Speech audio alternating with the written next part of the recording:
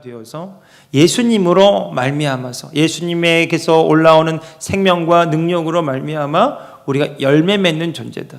우리로 열매를 맺게 하기 위해서 농부이신 하나님은 우리를 부르시고 택하셨다라고 우리가 요한복음 15장의 말씀을 통해서 함께 주님의 마음을 나누었습니다. 그래서 구원이 무엇인가? 우리가 예수님 안에서 열매 맺는 존재, 그것이 구원이라는 겁니다. 여러분, 구원은 단순히 구원행 티켓을 끊고 나중에 내가 때가 돼서 죽게 되면 저 천국에 가야지 그렇게 기다리는, 구원 열차를 기다리는 그것이 구원이 아니고요. 구원행 열차를 티켓을 끊었다면 그 구원행 열차에 올라타서 주님과 함께 구원의 기쁨을 누리는 것이 진정한 구원이라는 것입니다. 예. 구원이 무엇인가요? 우리가 예수님 안에서 구원의 열매를 맺는 것.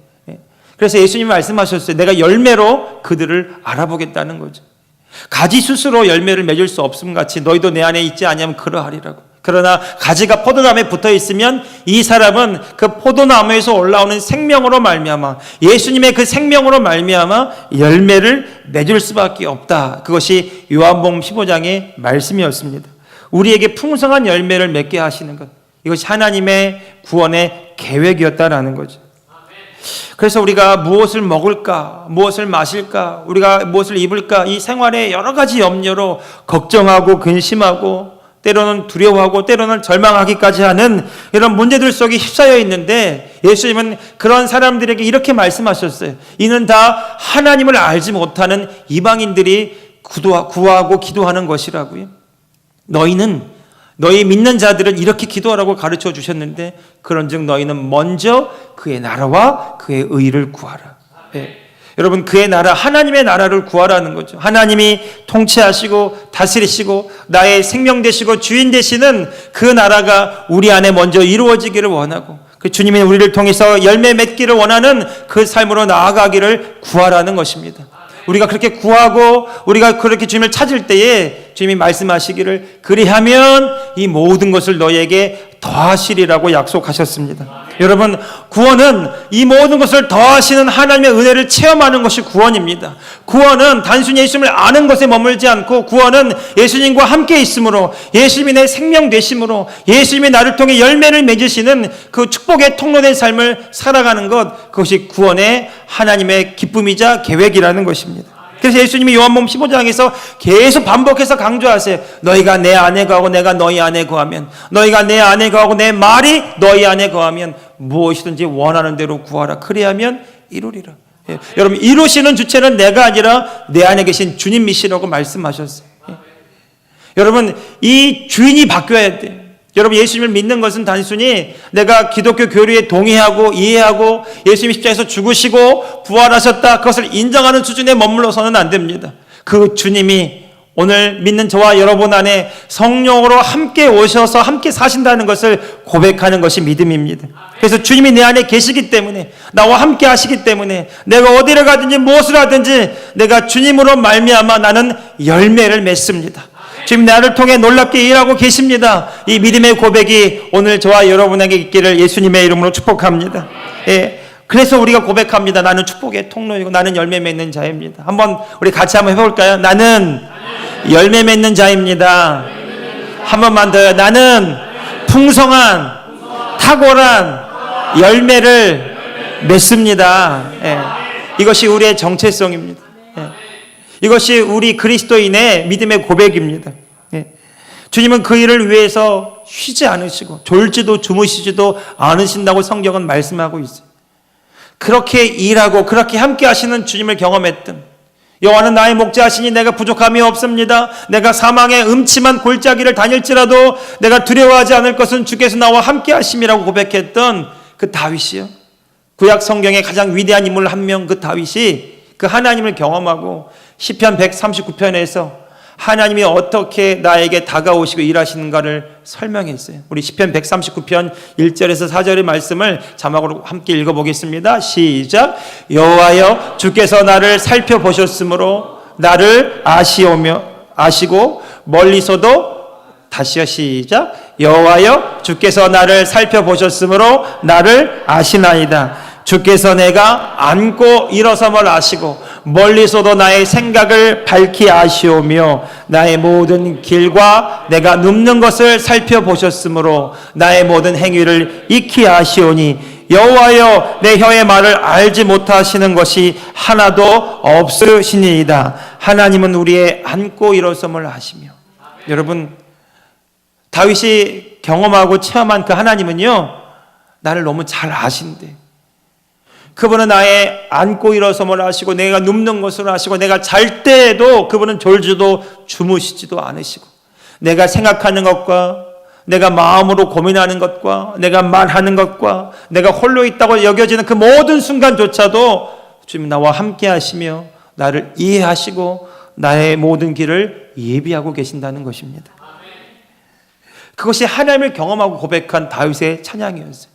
여러분, 우리가 살면서 때론 잊고 지내지만 지나놓고 보니까 우리가 살아왔던 지난 길을 뒤돌아보면 하나님이 하셨구나. 하나님이 그렇게 일하셨구나. 하나님이 나의 기도에 응답해 주셨구나. 그런 고백할 때가 있잖아요. 때때로 우리 성도님들 만나게 되면 그런 고백을 할 때가 있어요. 그냥 나에게 주어진 것 같았고 그냥 우연히 얻어진 것 같았는데 하나님의 은혜를 체험하고 하나님의 사랑을 경험하고 보니까 내가 돌아온 모든 길마다 하나님이 함께 하셨고 그 모든 발자국을 인도하셨고 때로 나를 업고 가실 정도로 나를 위로해 주시고 격려해 주셨던 그 하나님 때문에 우는 것입니다. 그분의 사랑이 깨달아지고 그분의 은혜가 체험되세요. 여러분, 하나님은 우리에게 관심이 너무나 많습니다. 왜냐하면 그분이 우리의 아버지가 되시기 때문이죠. 여러분, 자식에게 관심이 없는 아버지, 어머니가 어디 있습니까? 여러분, 부모님의 기쁨은 어디에 있을까요? 내 자식이 건강하게 잘 먹고 잘 살면 되는 것 아닙니까? 내 자식이 정말 행복해지고 건강해지고 그 원하는 뜻을 이루는 성공하는 삶을 살면 그 모습을 바라보는 우리 부모님들의 마음이 어떤가요? 너무 기쁘고 밥을 안 먹어도 배부르시다고 정말 모든 것을 다 가진 것처럼 부족함이 없는 것을 자식을 통해 누리십니다. 근데 하나님이요, 우리를 그렇게 사랑하지. 하나님 우리의 아버지가 되시면 그분은 자신의 생명을 내어주실 만큼 하나님의 아들 독생자를 내어주신 분이 무엇을 더 아끼겠냐고 사도 바울이 로마서에서 말하고 있습니다. 그분이 우리에게 무엇을 더 아끼겠냐? 더 좋은 것을 주시지 않겠느냐? 구하라 주실 것이요 찾으라 찾을 것이요 두드리라 열릴 것이니라. 너희가 하나님 아버지를 알면 알수록 너희는 기도할 수밖에 없고 너희 기도는 능력이 있게 될 것이라고 성경은 말씀하고 있습니다. 여러분, 왜 이 일들이 일어나는 것입니까? 하나님이 우리를 자녀로 삼아주셨기 때문입니다. 그래서 요한복음 1장 12절의 말씀은 우리에게 놀라운 진실을 가르쳐주고 있습니다. 요한복음 1장 12절 자막을 한번 보시겠습니까? 같이 읽어봅시다. 시작. 영접하는 자 곧 그 이름을 믿는 자들에게는 하나님의 자녀가 되는 권세를 주셨으니. 여러분, 이 권세를 눈여겨보십시오. 여러분, 우리에게 하나님의 자녀가 되도록 하시고 우리에게 권세를 위임해 주셨어요. 이 땅에서 주의 뜻을 이루는 자로 살아가도록 우리를 그렇게 축복해 주셨습니다. 이것이 우리가 믿는 믿음의 결과입니다. 단순히 예수를 믿는 것, 예수님을 아는 것에 머물지 않고요, 믿음으로 통해서 주님이 우리에게 하시기를 원하는 것이 있어요. 주님이 우리를 통해서 이루시기 원하는 것이 있어요. 우리를 자녀 삼아 주시고 우리에게 권세를 주셔서 이 땅의 주의 뜻을 이루는 능력의 도구가 되게 하신 것입니다. 여러분, 얼마나 놀랍습니까? 여러분, 권세를 받으셨습니까? 네. 지난주 수요일날 이 권세에 대한 얘기를 함께 나눴어요. 여러분, 여러분들이 만약 운전하고 도로를 가다가 저기서 제복을 입은 경찰이 그 호루라기를 부르면서 경광봉을 들면서 이렇게 차를 멈추라는 신호를 하면 여러분 멈추시겠습니까? 그냥 가시겠습니까? 웬만하면 멈추시겠죠. 웬만하면 멈추실 겁니다. 왜 멈추십니까? 여러분, 경찰에게는 대한민국 정부에서 위임한 권위와 권세가 있기 때문이죠. 그래서 경찰은 알고 있어요. 내가 도로에 나가서 교통경찰이 호루라기 불면서 소신호를 하면 그 차는 멈출 것이다. 알고 있습니다. 내가 어떻게 하면 저 차를 멈추게 할까 고민하지 않습니다. 내가 어떻게 하면 저 차를 멈추게 할까 이런 예를 쓰지 않습니다. 그는 대한민국 정부에서 준 권위와 권세를 가지고 제복을 입고 나가서 그 도로에 나가서 그 자기에게 권세와 권위를 준 사명을 준 그 정부의 뜻을 따라 손을 들어서 질서를 유지하면 되는 것입니다. 자기가 아는 거예요. 자기가 믿고 있는 거예요. 자기가 그것을 누리고 있는 겁니다. 그냥 애를 써서 뭔가를 노력해서 뭔가를 이루려고 하지 않습니다. 권세는 그런 것입니다. 여러분, 하나님이 온 우주 만물을 창조하신 하나님께서 우리를 자녀로 삼아 주셨어요. 내가 정말로 하나님의 자녀라고, 그냥 교리가 아니라 내가 하나님의 자녀인 것과 하나님이 내 아버지인 것이 믿어지고 그분이 나에게 주신 권세가 있는 것을 알고 있다면 우리는 이제 이 권세를 나타내고 이 권세를 통해서 주의 뜻을 이루는 데 관심을 갖게 될 것입니다. 그래서 예수님 마지막에 제자들에게 하신 말씀이 이것입니다. 믿는 자들에게는 이런 표적에 따르리니 곧 그들이 내 이름으로 귀신을 쫓아내며 병든 자에게 손을 얹은즉 나으리라 하시더라. 제자들이 이 말씀을 들고 가서요 믿고 행하더니 말씀에 따르는 그 표적이 나타나기 시작할 때에 사람들이 믿기를 시작하더라는 것입니다. 근데 이 일이 어떻게 이루어졌는가? 마가복음 마지막에 보면 이렇게 나와 있어요. 주님이 함께 역사하사. 사랑하는 성도 여러분, 주님이 오신 목적입니다. 왜 그분이 우리와 함께 하시기를 원했습니까? 그분이 우리를 통해서 주님이 구원하신 뜻을 이루시기 위함입니다. 요즘에 빅피처라는 말 간혹 하더라고. 저희 아들이 빅피처가 뭐냐고 자꾸 물어봐요. 빅피처가 뭐냐고. 우리말로 하면 큰 그림이잖아요. 큰 그림. 좀 더 함축된 의미는 앞에 그 장기의 플랜을 가지고 계획을 세워서 미래를 준비하고 대비하면서 마치 나무가 아닌 숲을 그리면서 그렇게 가는 어떤 큰 그림. 하나님의 빅피처, 우리를 향한 큰 그림, 구원의 계획. 그것은 우리로 하여금 열매를 맺되 더 많이 맺고 풍성하게 맺어서 하나님의 살아계심과 그분의 영광을 나타내는 일에 있습니다. 그것이 지난 주일에 나눴던 말씀이에요. 요한복음 15장 16절 말씀이요. 우리 같이 한번 읽어보실까요? 자막 시작. 너희가 나를 택한 것이 아니요 내가 너희를 택하여 세웠나니 이는 너희로 가서 열매를 맺게 하고 또 너희 열매가 항상 있게 하여 내 이름으로 아버지께 무엇을 구하든지 다 받게 하려 함이라. 아멘. 이 말씀은요, 제가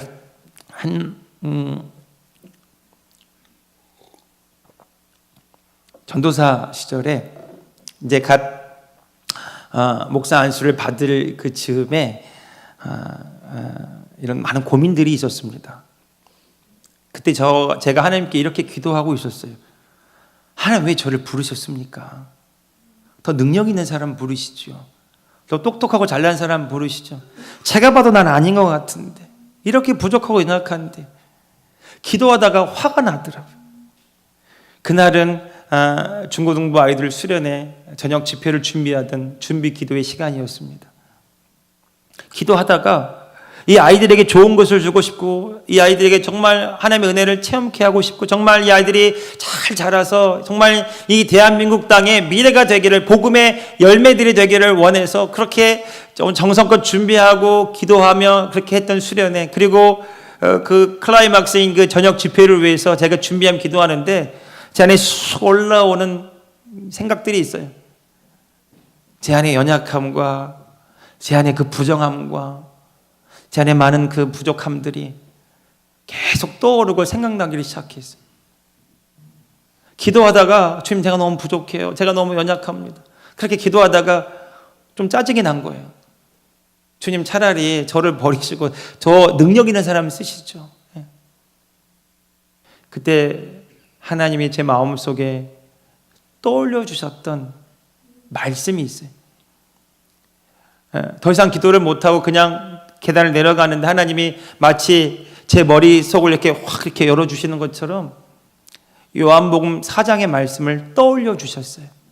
요한복음 4장은 남편이 5명이나 있었고 6번째 남편을 만났지만 만족이 없었던 온 동네 사람들이 저 여인은 부정하다고 손가락질하고 말 한마디도 건네주지 않았던 그런 왕따당한 여자. 그래서 사람들의 눈을 피해서 아무도 다니지 않은 낮 12시 찌는 듯한 더위를 뚫고 홀로 외롭게 물들어 왔던 그 여인을 만나주시는 장면이 요한복음 4장에 나옵니다. 주님이 저에게 그러시는 것 같았어요. 네가 바로 그 여자다고. 내가 너 잘나서 택한 것이 아니고 내가 너 똑똑해서 택한 것이 아니라 너는 나 없이는 살 수 없기 때문에 근데 그 뒷 말씀이 생각났어요. 그 여인이 예수님 만나고요, 자기에게 상처 줬던 마을로 돌아갑니다. 그리고 가서 말합니다. 내가 예수 그리스도를 만났다고. 그랬더니 이전에는 그와 말도 섞어주지 않았던 그 마을 사람들이요, 어찌된 일인지 달라진 그 여인의 말을 듣고 우르르 몰려 나와서 예수님께 나와서 복음을 듣고 영접하고 구원받는 일들이 일어납니다. 그 사마리아 땅에 그 가장 연약한 한 사람을 통해 부흥이 일어나는 장면이 요한복음 4장에 나옵니다. 그 말씀이 생각났어요. 하나님이 나를 부르신 것은 내가 잘나서도 똑똑해서도 아니라 난 너무 부족하고 연약한데, 그런데 하나님이 나를 향해 가지고 계신 계획이 있다라는 거예요. 오늘 요한복음 15장 16절 우리가 함께 읽었던 말씀처럼 내가 하나님을 택한 것이 아니라 그분이 나를 택하여 부르셨는데, 이 부르심과 택하심은 하나님의 큰 그림이 있다라는 거죠. 그것은 우리로 열매를 맺게 하고 그 열매가 항상 있게 하고 하나님 아버지께 구하는 모든 것을 다 받아 누리며 이 모든 것들이 하나님께서 하신 것들을 나타내려 하심이라는 거죠. 여러분, 이것이 오늘 저와 여러분을 부르신 하나님의 계획인 줄로 믿습니다. 저는 잊을 수가 없어요. 저는 그것이 저의 소명의 사건이었어요. 주님을 위해 열심히 살아가겠다고 신학하고 목회하면서 그렇게 열심히 해보겠다고 달려왔던 그 모든 순간들이 다 내려지고 새롭게 결단하게 된 바로 그 시간이었어요. 하나님이 나를 부르셨구나. 그분이 나로 열매 맺게 하시려고, 풍성한 열매를 맺게 하시려고, 더 좋은 것을 맺게 하시려고 나를 부르셨구나. 네. 시간이 10년이 지났어요. 최근에 들은 이야기입니다. 그때 그 집회에 참석했던 한 그 중고등부 아이가 주님을 만났고요. 그 집회는 보통 11시에 끝났는데 제 기억으로 새벽 3시까지 기도가 그치질 않았어요. 하나님이 저를 통해 하신 놀라운 열매들이었습니다. 여러분, 이것이 하나님이 우리를 향해 가지고 계신 계획이에요. 교회를 향해 가지고 계신 계획이에요. 그런데 교회가 이 하나님의 마음을 알지 못하면 깨어지고 분열될 수밖에 없어요. 오늘 본문에 나와 있는 사도 바울이 말하고 있는 고린도전서의 1장에 나와 있는 이 고린도 교회가 바로 그러한 교회였어요. 하나님의 큰 구원의 계획을 이루기보다는 그 교회가 몸살을 앓고 병이 들었으며 갈라지고 깨어지기를 시작하는 것입니다. 그래서 사도 바울이 고린도 교회 성도들에게 이 고린도전서 이 글을 썼던 것이죠. 어떤 문제가 있었냐면 10절 11절 말씀에 보니까 분쟁하고 다투기를 시작하는 거예요. 12절 말씀에 보니까 이 고린도 교회 자막을 떠올려 주세요. 12절 보니까 어떤 일이 있었냐면 같이 한번 읽어봅시다. 시작. 내가 이것을 말하거니와 너희가 각각 이르되 나는 바울에게, 나는 아볼로에게, 나는 게바에게, 나는 그리스도에게 속한 자라 한다는 것이니. 예. 게바는 그 당시 수리아 고전어로 수리아로 반석이라는 뜻인데 베드로를 이야기하는 겁니다. 그러니까 나는 바울파다, 나는 아볼로 목사파다, 나는 베드로파다, 나는 이도저도 싫으니까 나는 그리스도파다. 이렇게 파당을 짓고 서로 무리를 지어서 서로 비난하고 정죄하고 그렇게 교회가 사분오열 분열되고 있었다는 거죠. 사도 바울이 말하면 이건 교회가 아니다라는 거예요. 교회에 일수가 없다라는 거죠. 왜냐하면 이 교회의 기초는 예수 그리스도이시고 이 교회가 교회되기 위해서는 그리스도의 사랑이 흘러가야 되기 때문에, 그런데 사랑이 흘러가기보다는 그리스도의 생명의 능력이 흘러가기보다는 서로 싸우고 다투고 분열하는 이 교회에 더 이상 교회일 수 없다고 진단을 내린 것입니다. 사도 바울이 썼던 이 고린도전서의 13장이 아주 결론처럼 해당하는 말씀인데, 여러분 고린도전서 13장은 사랑장으로 불려졌어요. 사랑이 무엇인지를 가르쳐 줍니다. 너희가 산을 옮길 만한 믿음이 있다 할지라도, 너희가 모든 것을 통달하는 지혜와 지식을 가졌다 할지라도, 너희가 너희 몸을 불살하게 내어주는 희생을 한다 할지라도 사랑으로 행하지 않으면, 사랑이 아니면 모든 것은 소리나는 구리와 울리는 꽹과리처럼 공허한 울림만 있을 뿐이라는 거죠. 사랑으로 된 것이 아니라면 그 모든 것들은 헛된 일이라는 거죠. 사랑은 뭡니까? 오래 참는 것이고, 사랑은 뭡니까? 자기 유익을 구하지 않는 것이고, 사랑은 성내지도 않는 것이고, 사랑은 오래 참고 기다리는 것이라고 말했어요. 여러분, 고린도 교회 성도들은 주님을 위해서 한다고 생각했어요. 고린도 교회 성도들은 예수를 믿고 열심히 한다고 생각했어요. 그 열심이 오히려 하나님의 사랑을 가리우고요, 교회가 교회되지 못하도록 막았던 것입니다. 그래서 사도 바울이 오늘 본문 고린도전서 1장에 보면 뭔가 하나의 샘플을 세워요. 그리스도의 십자가입니다. 이 십자가를 놓고 말하기를 시작해. 이 십자가가 이 세상에 볼 때는 어리석고 미련해 보인 것이고, 그 당시로 볼 때는 유대인들에게는 어리석기 짝이 없고 미련해 보이고, 그 당시 헬라인 그리스인들에게는 너무 수치스러워 보이는 것이었어요. 왜냐하면 유대인들은 표적을 구했고 그리스인들은 지혜를 구하고 그것이 자신들을 구원해 줄 것처럼 여겼는데, 십자가에 달린 예수님은 39번의 가마는 채찍을 맞고 물과 피를 다 쏟으시고 아무런 말이 없이 처참하게 저 십자가에서 죽어 가셨기 때문에 세상의 기준으로 볼 때는 구원자일 수가 없는 거예요. 자기의 기준으로 볼 때는 예수님은 구원자일 수가 없는 거예요.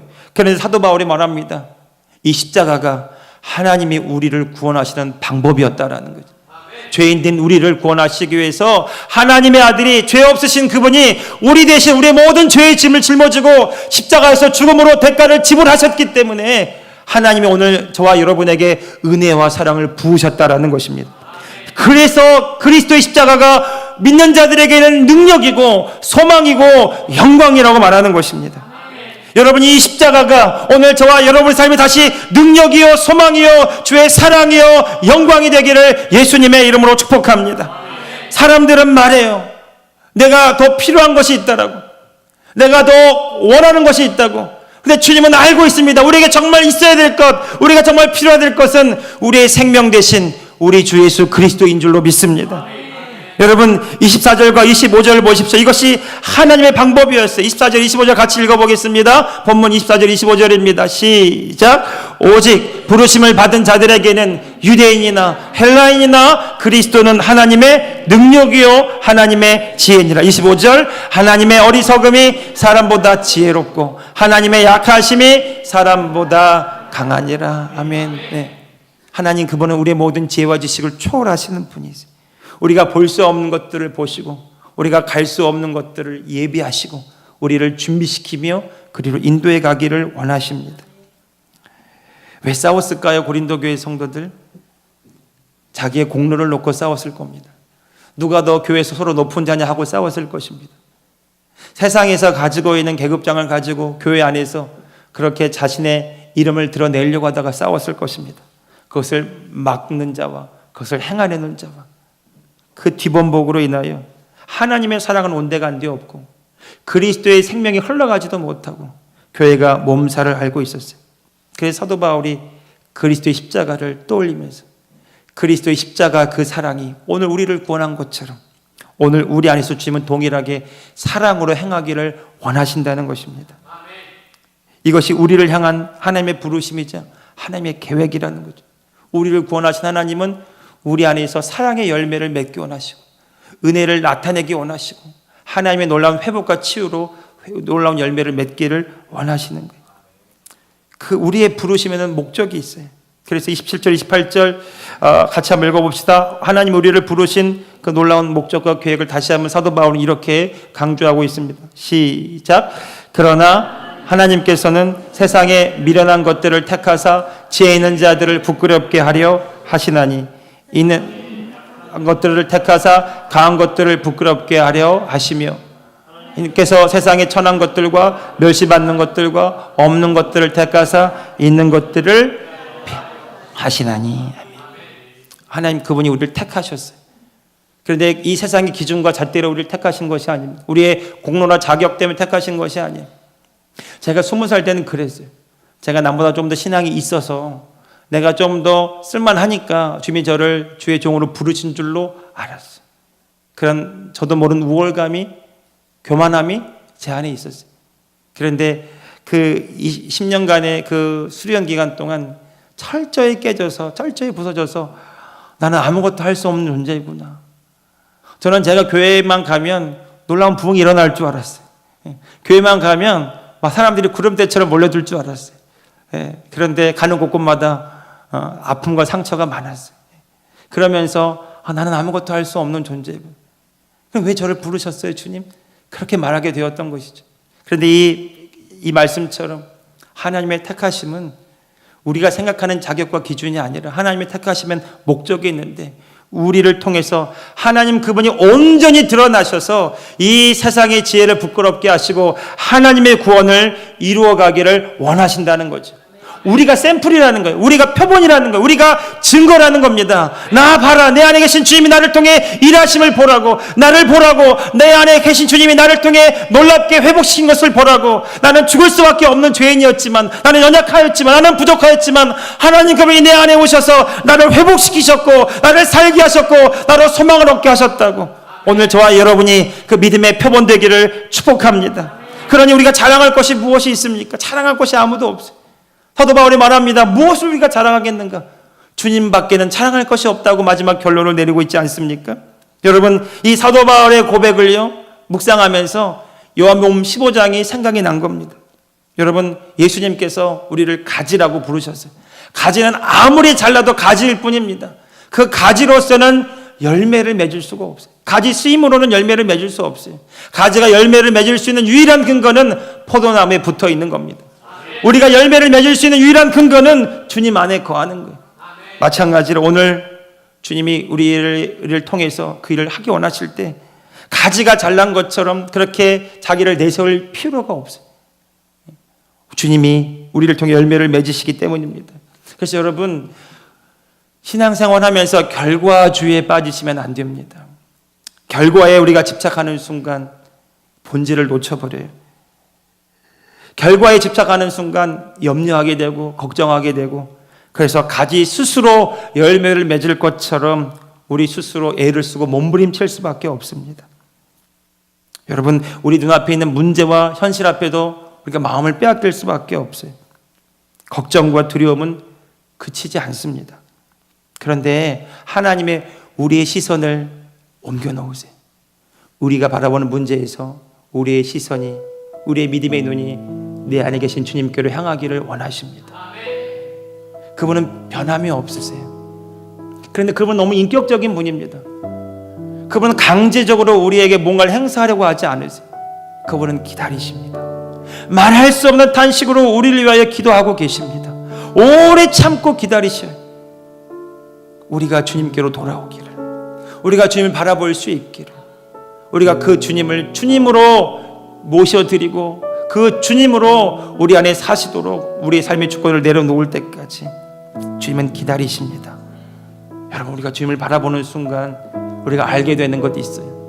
사도 요한은 그 하나님을 이렇게 고백했어요. 요한일서 4장 4절에서 사도 요한이 자막 한번 올려주시겠습니까?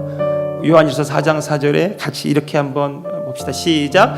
자녀들아, 너희는 하나님께 속하였고 또 그들을 이기었나니 이는 너희 안에 계신 이가 세상에 있는 자보다 크심이라. 할렐루야. 나와 함께 하신 주님이 이 문제를 넉넉히 이기게 하시는 분이라고 믿어지면, 나와 함께 하시는 분이 이 문제를 넉넉히 해결하실 수 있다고 믿어지면 그건 더 이상 문제가 되지 않습니다. 우리가 문제다라고 여기는 순간 그 문제에 우리의 생각과 마음을 빼앗기게 되고요, 걱정과 염려에 살아갈 수밖에 없습니다. 무엇을 먹을까, 무엇을 입을까, 무엇을 마실까, 이것은 우리의 모든 삶의 전부이고요, 이것은 걱정거리고 염려거리고, 모든 사람들이 그렇게 애써 싸우며 힘겹게 살아가고 있지 않습니까? 근데 주님이요, 주님의 나라를 구하래요. 내 안에 계신 주님을 바라보래요. 그 주님이 세상보다 크시고 그 주님 나와 함께 하심으로 우리가 믿은 대로 보기를 원하세요. 본대로 믿는 것이 아니라, 눈에 보이는 대로 믿는 것이 아니라 우리가 믿는 대로 보기를 원하십니다. 주의 말씀을 들은 대로 보기를 원하십니다. 마치 여호수아와 갈렙이 저 가나안 땅을 바라보면서 우리는 안 돼, 못해 이렇게 말하는 것이 아니라 과연 좋은 땅이다, 주님이 말씀하신 대로 우리는 그 땅에 들어갈 것입니다. 그렇게 말할 수 있었던 것처럼 오늘 저와 여러분이 우리의 상황 가운데 주의 말씀을 들은 대로 믿은 대로 말할 수 있기를 예수님의 이름으로 축복합니다. 그래서 말할 수 있어 우리 교회 잘 됩니다. 더 잘 될 것입니다. 우리 가정의 회복이 일어날 것입니다. 우리 자녀들의 회복이 일어날 것입니다. 내가 주님을 바라보기 때문에, 내가 주님 안에 있으므로, 주님의 내 생명이 되심으로 나는 열매를 맺습니다. 이 믿음의 고백에서 한 발짝도 물러나지 마십시오.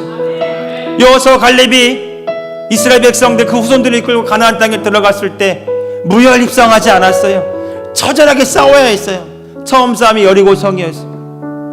여러 성들, 여러 부족들과 싸워서 그 땅을 차지해야만 했었습니다. 그런데 싸우는 방법이요, 그들의 전략이 아니에요. 그들의 강함도 아닙니다. 그들의 지혜도 아닙니다. 하나님의 말씀에 대한 오직 믿음이었어요. 그래서 여리고성 싸움 우리가 잘 아는 것처럼 너무 우스꽝스럽지 않습니까?